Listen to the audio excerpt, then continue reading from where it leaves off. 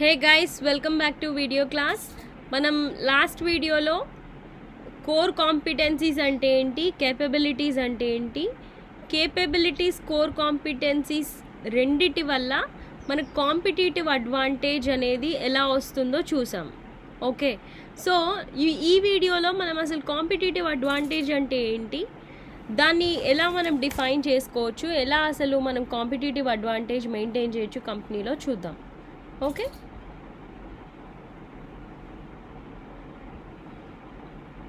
a competitive advantage is essentially a position of superiority on the part of the firm in some function, factor or activity in relation to its competition or competitor. So నీ competitor కన్నా ఒక నీ organisational function అంటే నువ్వు చేసే ప్రాసెస్లో కానీ, నువ్వు వాడే రిసోర్సెస్లో కానీ, ఓకే, నువ్వు చేసే బిజినెస్ ప్రాసెస్లో కానీ నీ కాంపిటీటర్ కన్నా ఎక్కువ నువ్వు సుపీరియర్గా ఉన్నావు అంటే, హయ్యర్ పొజిషన్లో ఉన్నావు అంటే దాన్ని కాంపిటేటివ్ అడ్వాంటేజ్ అంటారు. సుపీరియర్గా ఉన్నప్పుడు ఏమవుతుంది, మనకి సేల్స్ పెరుగుతాయి. సేల్స్ పెరిగితే కస్టమర్ బేస్ పెరుగుతుంది, మార్కెట్ షేర్ అనేది పెరుగుతుంది. దాన్ని మనం లాంగ్ టర్మ్ కాపాడుకోగలగాలి. ఆ మార్కెట్ షేర్ని అలా కాపాడుకోవాలి అంటే మనకి సుపీరియారిటీ ఉండాలి. ఉంటే దెన్ కాంపిటేటివ్ అడ్వాంటేజ్ ఉన్నట్టు. ఓకే, అండ్ డిస్టింక్టివ్ కాంపిటెన్స్ అంట. డిస్టింక్టివ్ కాంపిటెన్స్ అంటే నీ కాంపిటీటర్ దగ్గర లేనిది నీ దగ్గర ఉండేది, the extra thing which you have. అంతే కదా, ఇప్పుడు మనకి ఒక ఇంటర్వ్యూకి వెళ్ళిన కాంపిటీషన్లో ఉంటారు, నీతో పాటు ఇంటర్వ్యూకి వచ్చిన వాళ్ళు ఉంటారు. సో వాళ్ళకన్నా ఎక్స్ట్రాగా నువ్వు ఏదైనా చూయిస్తేనే కదా పర్ఫార్మెన్స్ ఇంటర్వ్యూలో నీకు ఆ జాబ్ వచ్చేది. సో కంపెనీస్ కూడా అలాగే. సో వాళ్ళు ఈ డిస్టింక్టివ్ కాంపిటెన్స్ ద్వారా, ఈ సుపీరియారిటీ ద్వారా వాళ్ళు కస్టమర్ బేస్ని పెంచుకుంటారు, కస్టమర్స్ని పెంచుకుంటారు, సేల్స్ పెరుగుతాయి, ప్రాఫిట్స్ పెరుగుతాయి ఓవరాల్గా. Okay, so a firm's competitive advantage is a function of, so competitive advantage వేటి వల్ల వస్తుందంట, the company resources and capabilities. Obviously మనం లాస్ట్ వీడియోస్లో ఇదే చెప్పుకొని ఉన్నాం. సో రిసోర్సెస్, కేపబిలిటీస్, వాటిని బాగా వాడితే మనకి ఫస్ట్ కోర్ కాంపిటెన్సీ డెవలప్ అవుతుంది. కోర్ కాంపిటెన్సీని మనం కాంపిటేటివ్ అడ్వాంటేజ్గా మార్చుకోవాలి.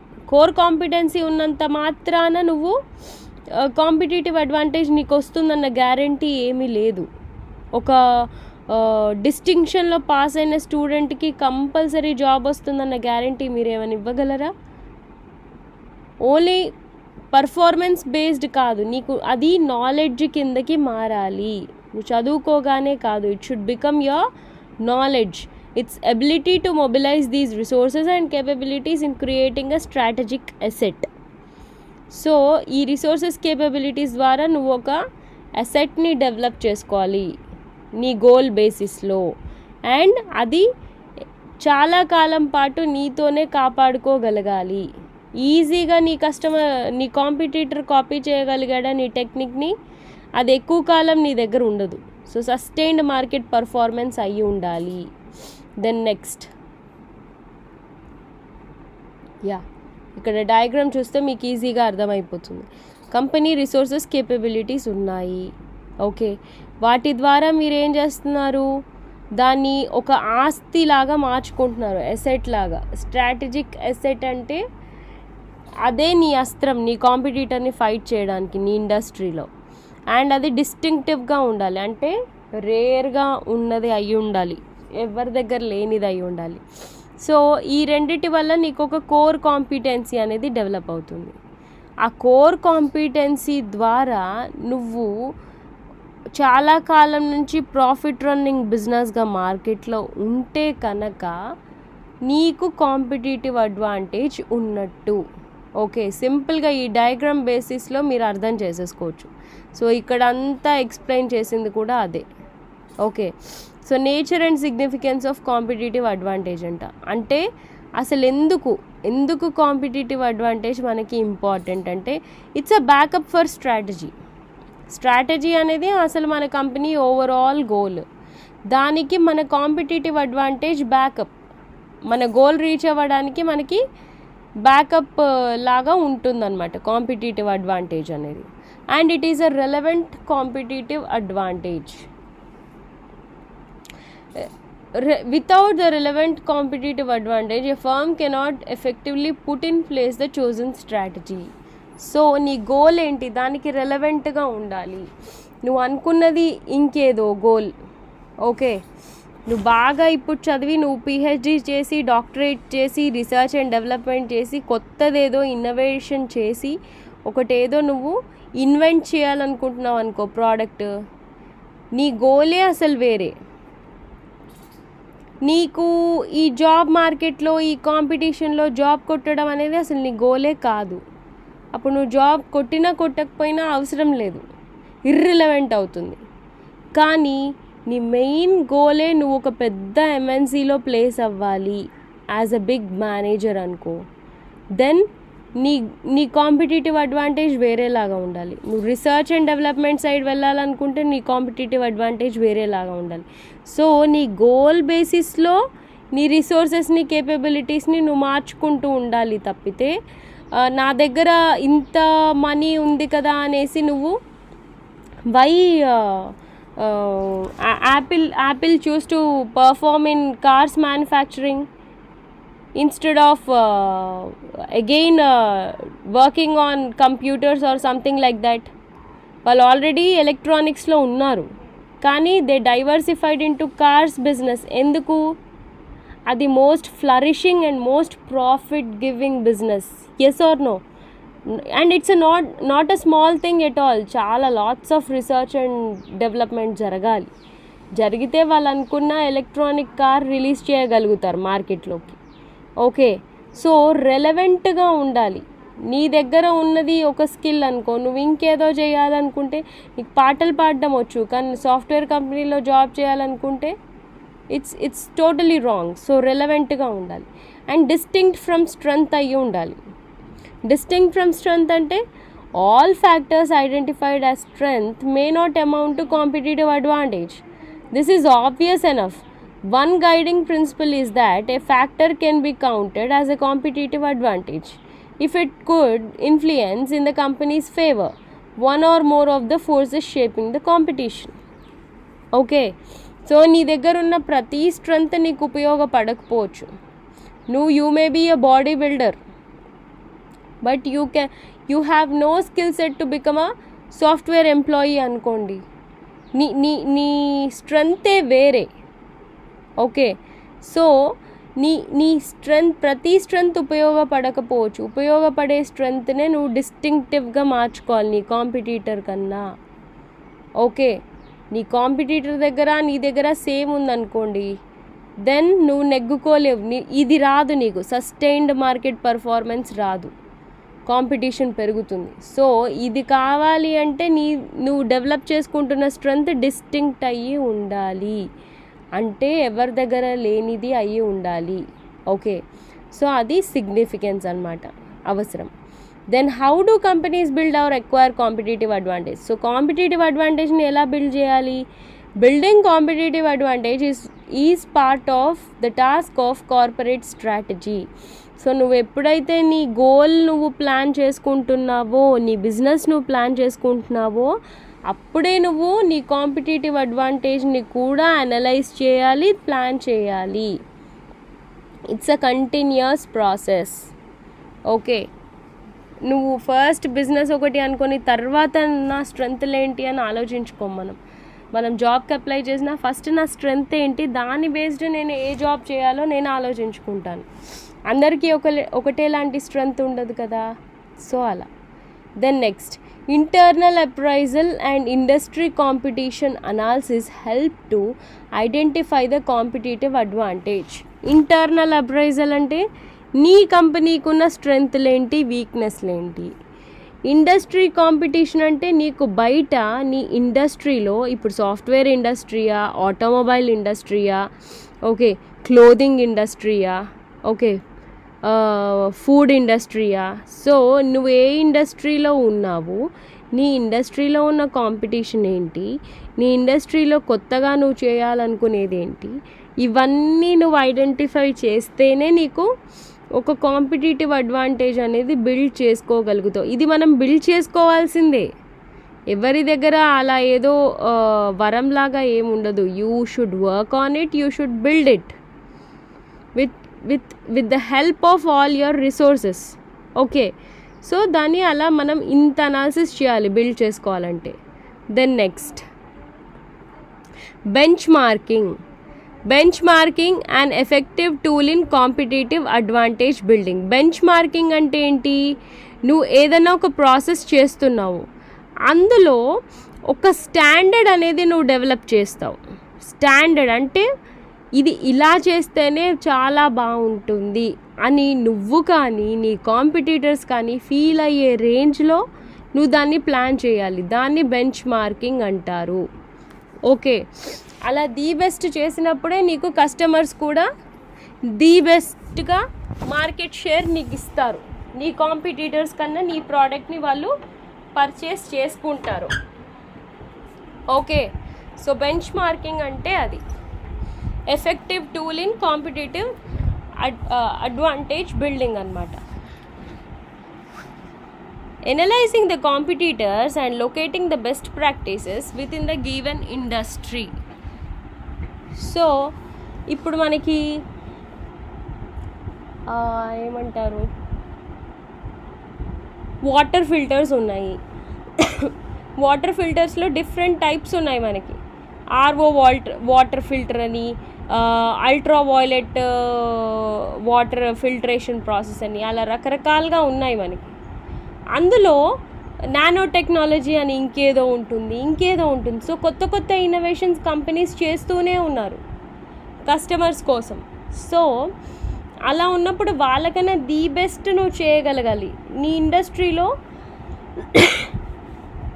ది బెస్ట్ ప్రాసెస్ ఏంటి, దానికన్నా కొత్త నువ్వేమైనా చేయగలవా, అది నువ్వు కనుక్కోవాలి. దాన్ని నువ్వు ఇంప్లిమెంట్ చేయగలగాలి. అలా చేస్తే it will become bench mark.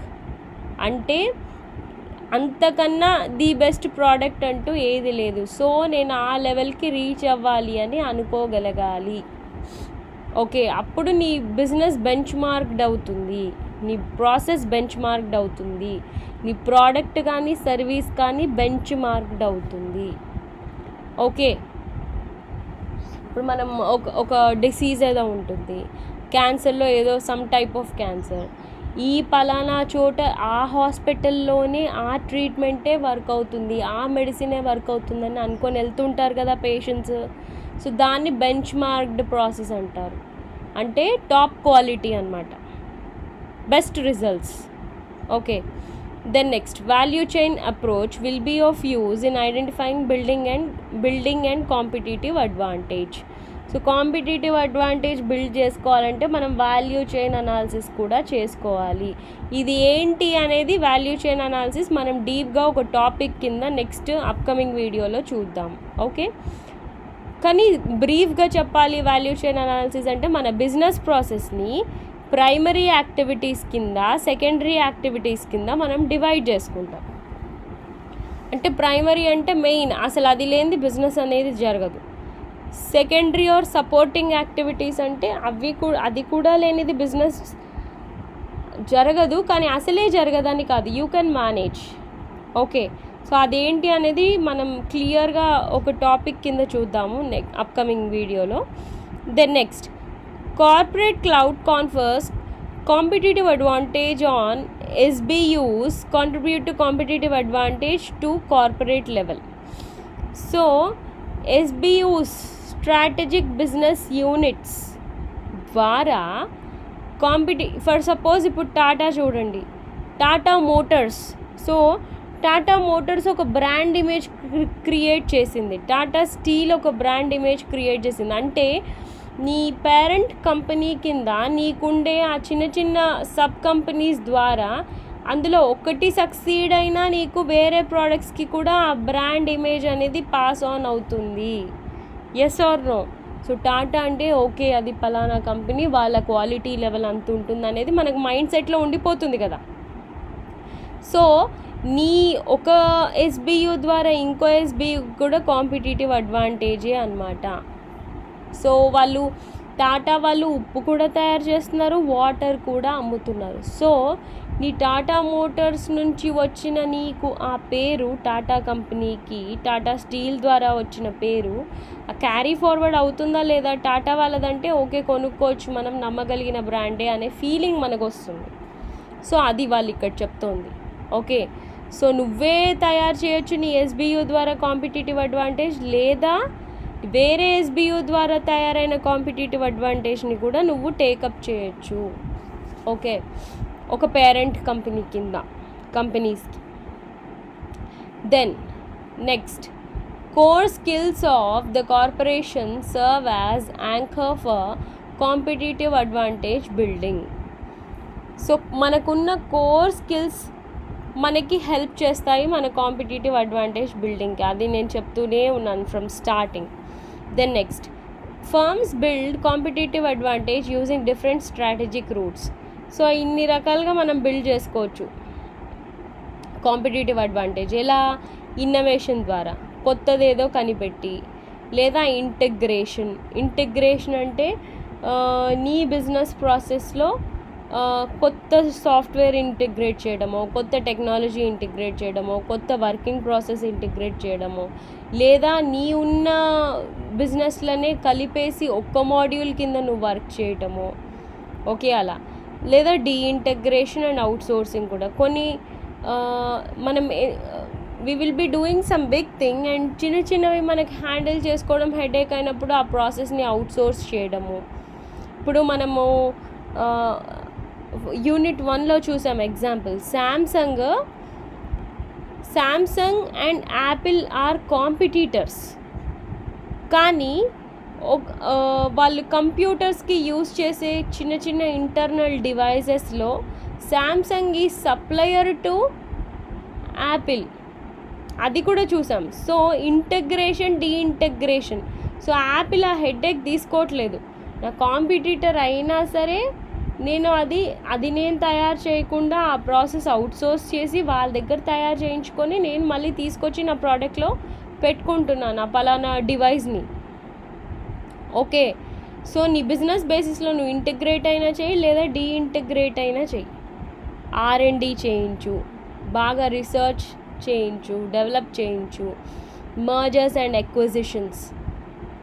ఇప్పుడు మనం ఒక ఎగ్జాంపుల్ చూసాం, నైకీతో కాంపిటీషన్ ఫేస్ చేయడానికి అడిడాస్, రీబాక్ కలిసి బిజినెస్ చేస్తున్నాయి in order to fight Nike in footwear business. So అదొక కాంపిటేటివ్ అడ్వాంటేజ్ వాళ్ళకి. ఓకే, సో మర్జర్స్ కానీ ఎక్విజిషన్స్ కానీ. ఇప్పుడు నోకియా ఒక్కటి పర్ఫామ్ చేయలేక వాళ్ళ కంపెనీని మైక్రోసాఫ్ట్కి అమ్మేశారు, అక్విజిషన్ జరిగింది అక్కడ. ఓకే, ఇంకా జాయింట్ వెంచర్స్ కానీ. సో అలా కూడా అది కూడా ఒక competitive advantage. Okay, strategic alliances with other firms, అదే నేను ఇందాక చెప్పింది. Then creating entry barriers for others. So నువ్వు ఒక బిజినెస్లో ఉన్నావు, కొత్త పర్సన్ ఆ బిజినెస్ స్టార్ట్ చేయాలంటే ఎంట్రీ బ్యారియర్స్ క్రియేట్ చేయగలగాలి. ఎలా క్రియేట్ చేస్తావు? You may make it tough to do a business. ఒక బెంచ్ మార్క్ క్రియేట్ చేసేసావు అండ్ ఒక స్టార్టప్ కంపెనీ ఉంది, ఎంటర్ అవ్వటమే బెంచ్ మార్క్ లెవెల్లో ఎంటర్ అవ్వగలుగుతుందా? అన్ని ఫండ్స్ ఉంటాయా? అన్ని డబ్బులు ఉంటాయా? No. So benchmarks create చేయటం. ఓకే, సో అలా రకరకాలుగా మీరు కాంపిటేటివ్ అడ్వాంటేజ్ని బిల్డ్ చేసుకోవచ్చు. కాంపిటేటివ్ అడ్వాంటేజ్ త్రూ అలయన్సెస్ అంటే ఇందాకే చెప్పా కదా, ఇప్పుడు నారాయణ, శ్రీ చైతన్య ఉన్నారు. సో వాళ్ళు కొన్ని ఇయర్స్ ఈ ఇంటర్మీడియట్ ఎడ్యుకేషన్లో ఫైట్ చేసుకొని రైవల్స్ లాగా ఉండి ఫైనల్గా what they decided, they started to do business through an alliance. కలిసి చేయడం స్టార్ట్ చేశారు. కొట్టుకునే బదులు come on let us do it together అనే డెసిషన్కి వచ్చేసారు. ఎందుకంటే వీళ్ళిద్దరూ ఫైట్ చేస్తున్నంతసేపు ఇంకా లిల్లీ పుట్ లాగా స్టార్ట్ అవుతున్న ఇంటర్మీడియట్ కాలేజెస్ సక్సీడ్ అవ్వడం స్టార్ట్ అయింది. సో వేరే వాళ్ళకి ఎవ్వరికి ఛాన్స్ ఇవ్వద్దంటే మన ఇద్దరం ఫస్ట్ కలిసిపోదామనే ఆలోచనకు వచ్చారు. అది కూడా ఒక కాంపిటేటివ్ అడ్వాంటేజ్, కలిసి చేయటం కూడా. Then next, creating entry barriers will also confer competitive advantage. So వేరే వాళ్ళని ఎంటర్ అవ్వకుండా ఎంట్రీ బ్యారియర్సే క్రియేట్ చేశారనుకోండి, దెన్ అప్పుడు ఇంకో వాళ్ళు బిజినెస్ చేయలేనప్పుడు నీ కాంపిటీషనే ఉండదు కదా. సో అలా కాంపిటేటివ్ అడ్వాంటేజ్ని నువ్వు బిల్డ్ చేసుకోవచ్చు, ఇన్ని రకాలుగా బిల్డ్ చేసుకోవచ్చు అనమాట. దెన్ నెక్స్ట్ లాస్ట్ వన్ ఏంటి, building competitive advantage a conscious and long term process. Of course, so ఇది ఒకసారి చేసి వదిలేసేది అయితే కాదు. It's a very long term procedure. Continuous నువ్వు బిల్డ్ చేస్తూనే ఉండాలి, కంటిన్యూస్ మార్కెట్ అనాలిసిస్ చేస్తూనే ఉండాలి. ఎందుకంటే కాంపిటీటర్స్ అంత